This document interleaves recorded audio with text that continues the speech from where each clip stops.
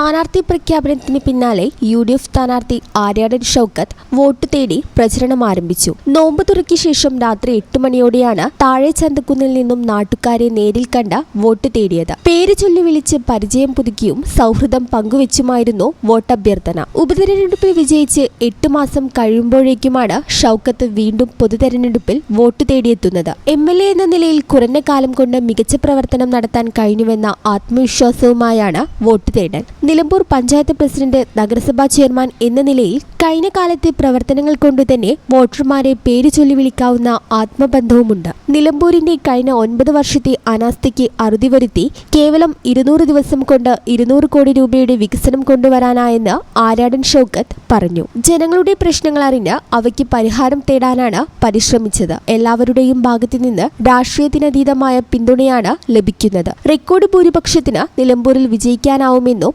അദ്ദേഹം വ്യക്തമാക്കി. താഴെ ചന്തക്കുന്നിലെ തുണിക്കട, ചന്തക്കുന്ന് വെളിയന്തോട് വരെ കടകളിലും മറ്റും കയറി വോട്ട് തേടി. UDF നേതാക്കളായ VA Karim, A Gopinath, advocate Sherry George, നഗരസഭാ വൈസ് ചെയർമാൻ ഷൗക്കത്ത് അലി കൂമഞ്ചേരി തുടങ്ങിയവരും ഒപ്പമുണ്ടായിരുന്നു. ഈ ചാനൽ ന്യൂസ്, നിലമ്പൂർ. നടക്കാവിൽ hospital building, Valanchery, Malappuram. Phone number 0494 2084 010 7034 07 1111.